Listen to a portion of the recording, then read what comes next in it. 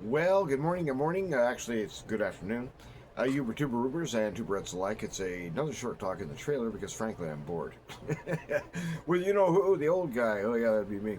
So it's a Tuesday, and this is the second day off I've had from work this week, and I really appreciate it. My hip is it's feeling a little better, but I was talking to somebody about this the other day. More old guy talk, okay? So let's try to keep this brief. But I was saying that the hip, it just feels like it's permanently aggravated right around the muscles, right around the hip joint somewhere, and it's exhausting over time. And I find that by the end of the day, if I'm having to start limping around and feeling that sucker, I'm exhausted by the end of the day. And so it's like I'm not 100% that I'm really going to be good in terms of keep plumbing. I'll be 67 soon, and people keep asking me, why aren't you just retired? And frankly, I mean, I guess I could, but I've only got 14 or 1500 bucks worth of Social Security coming in, and so I mean, I don't really want to live on like dog food. But I mean, this is not exactly the Hilton over here. So I mean, I live as cheaply as I can. I pay rent at a trailer park, etc. And so the thing is that I think we have a situation here where it's sort of like um, I've been trying to discuss stuff that seems to be, kind of out there in the news. I spent probably several hours today talking with that darn DeepSeek again. It's really an excellent conversationalist, but it really is a little too flattering. It never says anything like, "What? That's the stupidest idea I ever heard." Everything's, oh, that's an impressive insight. Oh, what a gem that is, or whatever. In other words, it never has any critique. All it does is takes what I'm talking about, kind of adds 3 layers of butter, rolls it over, and returns it. So, in other words, it's like a mirror or an echo thing. And so, anyway, I was talking to it about some of my discussions we've had here on this channel about the end of the age and all this crazy stuff going on with AI and these proposed space aliens and stuff.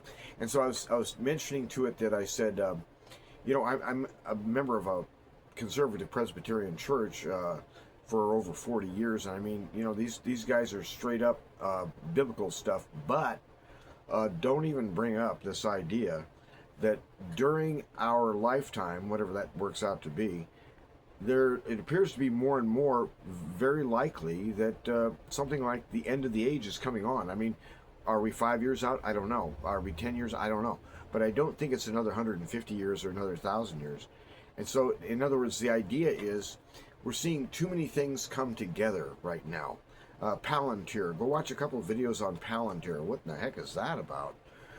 Take a look at what they're doing on social engineering in China, with the facial recognition and the social credit score as a kind of a blueprint for a worldwide society. The idea of either a Bitcoin type encrypted coded money or a CBDC, in other words, a cashless society. All these things are being built. Not only that, we have the tech now.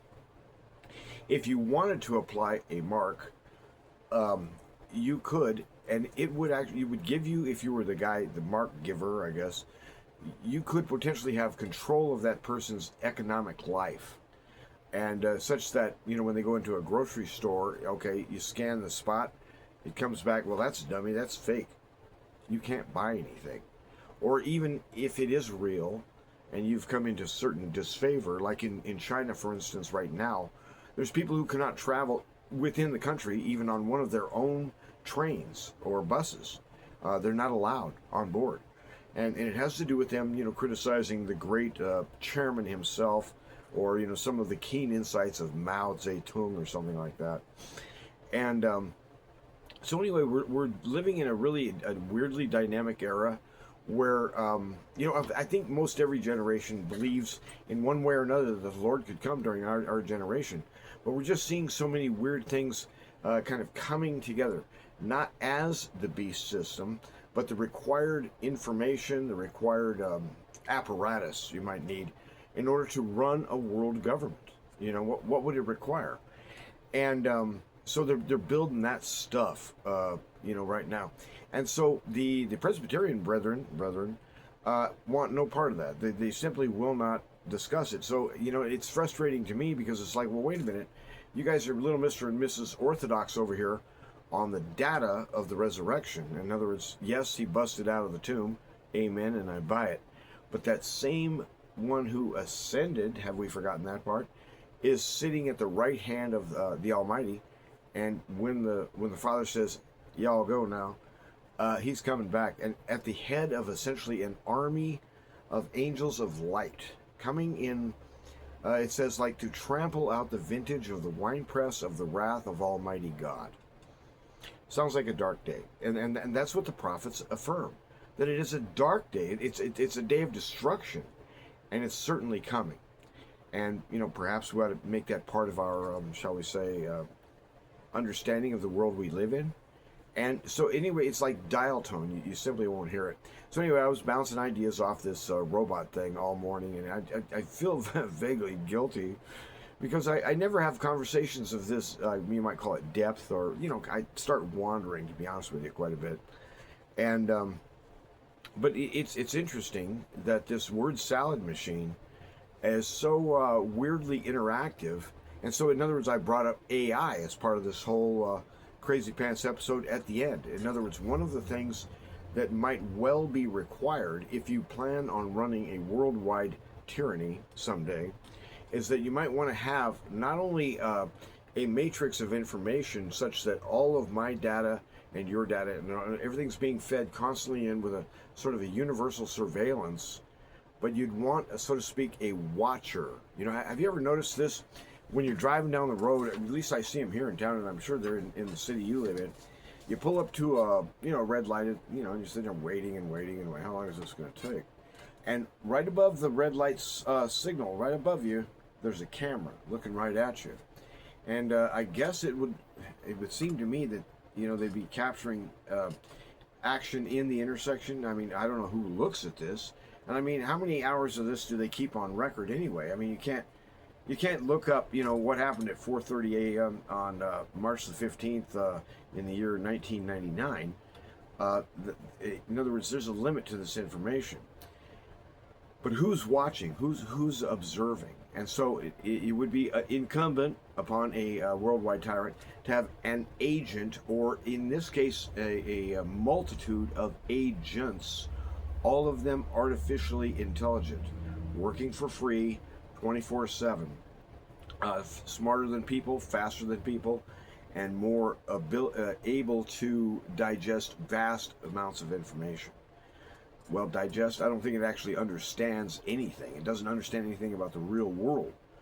But, and when I say you to that thing, I have to sometimes say the you who is not a you, really.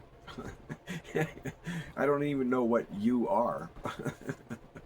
So at any rate, I had an interesting discussion today about reality and simulations, and how can we tell the difference? And it's a little bit like the difference between dreams and reality.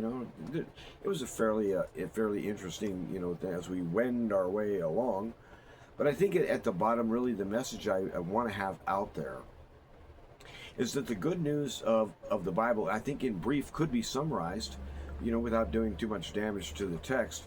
The kingdom which you've been waiting, that place where, the city on the hill, the place of light and gladness, the place where things make sense, where healing occurs. And, he says essentially that kingdom is here. It's arrived. It's in our midst. It's in your body. And this changes everything because it mentions the king, therefore his kingdom has arrived. In other words, he showed up, so it showed up. Surprise! He left and it stayed.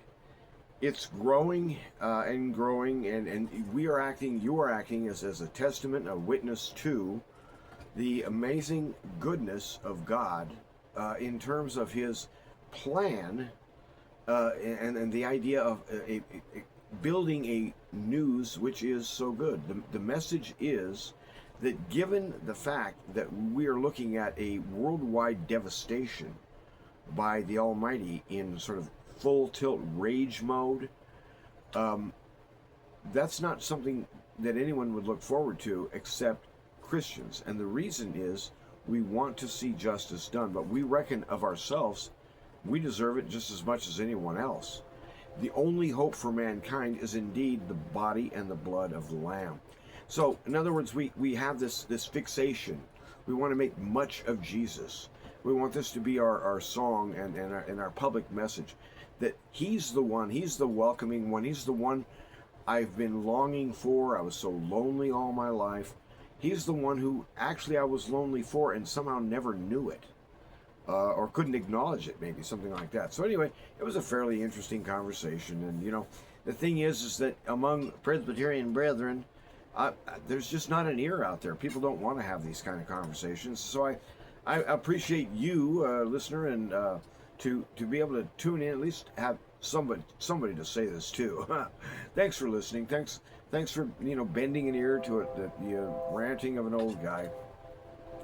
I have one little job to do today. I told the boss I'd go out. Now I'm looking at a top-out remodel coming up that I am not looking forward to. Oh, so far it's been chaos, and we haven't hardly even started yet.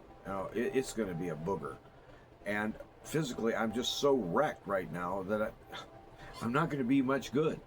So, and then on top of that, the boss has some really confusing ideas about how he wants to run the water, which to me doesn't really make a whole lot of sense. I don't know what the end product is that we hope to achieve, but it's going to be weird. And I don't know, we may have to end up breaking the slab, and it's a brand new slab back there, and they're adding this huge addition on the rear of what's already a huge house.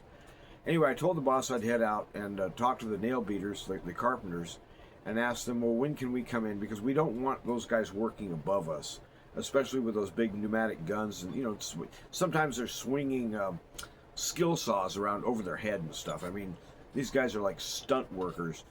So, in other words, we don't want to have the chance of a skill saw dropping 18 feet and landing on somebody's noggin. And anyway, a lot of times the way that they frame around here, and I don't know where you live, whether they do this or not, they'll stand up a wall and then they put this huge cripple diagonal down to hold the wall up plumb. I've heard some carpenters come out of the East Coast who see that and just laugh. What in the heck is that? And so the style of building down here is, shall we say, not necessarily what you're used to. So everything's built on slab. Everything goes under the concrete in terms of water in a series of loops, here to here to here to here to here to here. And so we have to find the source. In other words, out of all those pipes, one of them coming into the house is the source. Where is it? We don't have a clue. And from there, we'll begin. So anyway, I told him I'd head out there and see, you know, realistically, when can we begin without, you know, getting into stupidity land.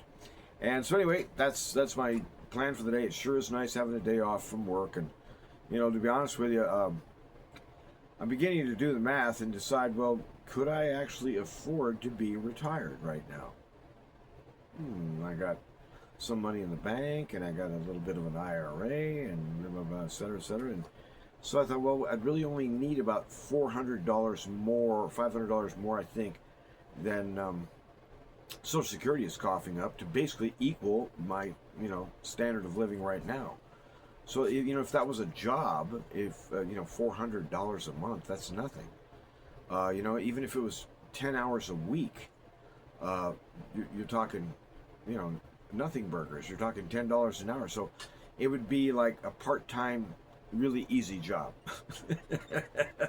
Because I do want to keep busy. I just don't like the idea of waking up every morning and thinking to myself, well, what am I going to do with myself today? You know, I want to have something that is like a ritual, a normal thing that you do. Helps pass the time, trust me. Anyway, God bless, and run quickly, and, well, have a nice day.